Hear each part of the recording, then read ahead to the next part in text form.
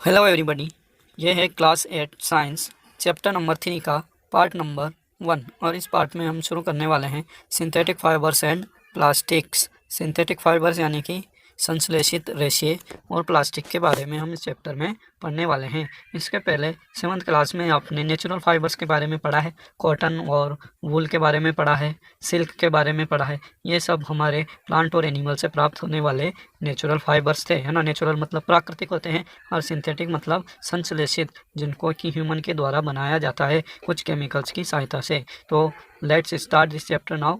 The clothes which we wear are made of fabrics. जो कपड़े हम पहनते हैं वे फैब्रिक्स के बने होते हैं।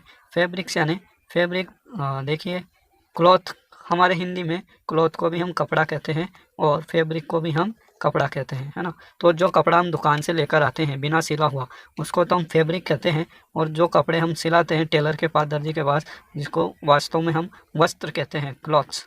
ठीक है, क्लॉथ्स यानी वस्त्र और फैब्रिक यानी कपड़े जो बिना सिलाए हुए होते हैं। तो जो कपड़े या वस्त्र हम पहनते हैं वह फैब्रिक से, कपड़ों से, दूसरे कपड़ों से बनाए जाते हैं। Fabrics are made from fibres obtain from natural और आर्टिफिशियल सोर्सेस।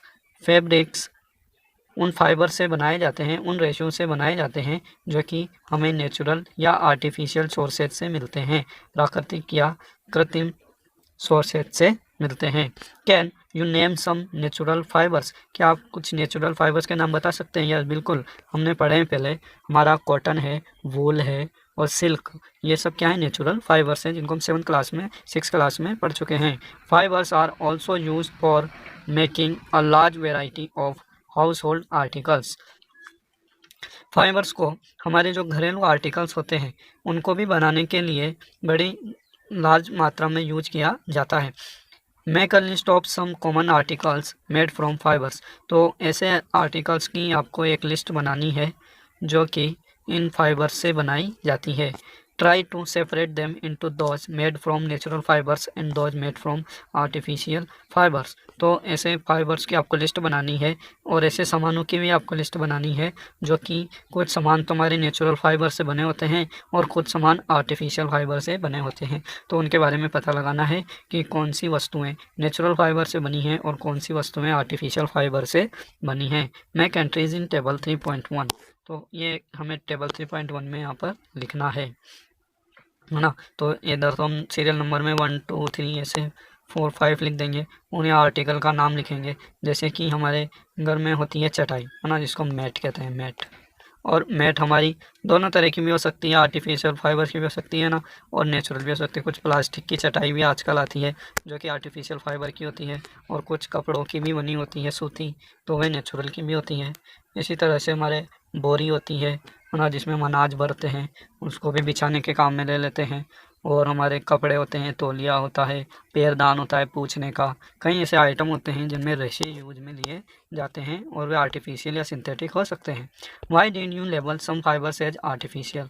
कुछ फाइबर्स को आप आर्टिफिशियल में क्यों लिख रहे हैं? You have read in your previous classes that natural fibers like cotton, wool, silk, etc. are obtained from plants or animals. हमने अपनी प्रीवियस क्लासेज में 6 में भी पढ़ा है, 7th में भी पढ़ा है कि कुछ नेचुरल फाइबर होते हैं जैसे कि कॉटन होती है, वुल होती है, सिल्क होती है। ये हमें प्लांट और एनिमल से मिलते हैं। यहाँ पर हमारे कॉटन प्लांट फाइबर है और wool and silk animal fibre है, क्योंकि वूल हमें भेड़ बकरियों से मिलती है और सिल्क हमें सिल्क मॉथ से मिलती है, रेशम के कीड़े से। The synthetic fibres on the other hand are made by human beings. वहीं जो हमारे सिंथेटिक फाइबर होते हैं, संश्लेषित रेशे, वह ह्यूमन बींग के द्वारा बनाए जाते हैं। That is why these are called synthetic और मैन मेड फाइबर्स। इसलिए हम इनको संश्लेषित या मैन मेड, कृत्रिम रेशे कहते हैं। What are synthetic fibre. Synthetic fibre वास्तव में होते क्या हैं? Try to recall the uniform pattern found in a necklace of beads joined with the help of a thread. तो आप उसको याद करने की कोशिश करो। यदि आपने नेकलेस देखा है, एक मोतियों का हार देखा है ना, जिसमें जो बीड्स होते हैं, मोती होते हैं, वह एक थ्रेड की सहायता से आपस में जुड़ी हुई होती हैं, जैसे आप नीचे डायग्राम में देख पा रहे हैं। ये हमारी बीड्स की एक नेकलेस है, मोतियों का हार है। और दूसरा जो डायग्राम है, इसमें हमारे क्लिप्स को जोड़े गए हैं, पेपर क्लिप्स को जोड़े गए हैं और उनसे एक लॉन्ग चेन बनाई गई है। तो इसी को आपको ध्यान में रखते हुए आगे कुछ समझना है। और try to join a number of paper clips to make a long chain, और इस तरह से हम पेपर क्लिप्स को आपस में जोड़ कर भी एक लंबी चेन बना सकते हैं। As in figure, is there any similarity between the two, क्या दोनों में कोई सिमिलरिटी है? जो यहाँ पर एक माला है और क्लिप्स की चेन है। अ synthetic fibre is also a chain of small units joint together, तो हमारे जो सिंथेटिक फाइबर होते हैं, सिंथेटिक संश्लेषित रेशे, वह भी इसी तरह की स्मॉल यूनिट्स के बने होते हैं जिन्हें आपस में जोड़ा जाता है। Each small unit is actually a chemical substance, और प्रत्येक जो स्मॉल यूनिट है वह वास्तव में एक रासायनिक पदार्थ है। Many such small units combine to form a large single unit called a polymer, और इस तरह की जो छोटी यूनिट्स होती हैं वह मिलकर एक बड़ी यूनिट बनाती है जिसे हम पॉलीमर कहते हैं। ठीक है, एक यूनिट को हम कहेंगे मोनोमर। ठीक है, क्या कहेंगे? मोनोमर। एक यूनिट का मतलब होता है मोनोमर, और मोनो का मतलब होता है एक, सिंगल, और यहाँ लगा हुआ है पॉली, पॉली का मतलब होता है अनेक, तो एक से मिलकर अनेक बन जाते हैं, है ना। तो इसी को हम कहते हैं मोनोमर से पॉलीमर का निर्माण करना। तो हमारी जो उसमें यूनिट होती है सिंथेटिक फाइबर्स में, वह होती है मोनोमर, जो कि एक केमिकल पदार्थ होता है, और उन्हीं को जोड़कर हम एक रेशा बना लेते हैं जिसे कहते हैं polymer. The word polymer comes from 2 Greek words, और ये जो पॉलीमर है ये 2 ग्रीक भाषा के शब्दों से बने हैं। पॉली मीन्स मैनी एंड मर मीन्स पार्ट या यूनिट, है ना। तो पॉली का मतलब तो होता है अनेक, और मर का मतलब होता है यूनिट, इकाई। So a polymer is made of many repeating units, तो पॉलीमर होता है वह कई सारी छोटी छोटी यूनिट से मिलकर बना होता है या मोनोमर से मिलकर बना होता है। Polymers occurs in nature also, polymers हमारे प्रकृति में भी पाए जाते हैं।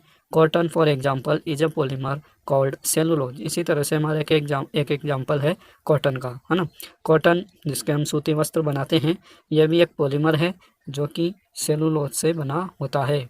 सेलुलोज के बारे में हमने पहले पढ़ा है।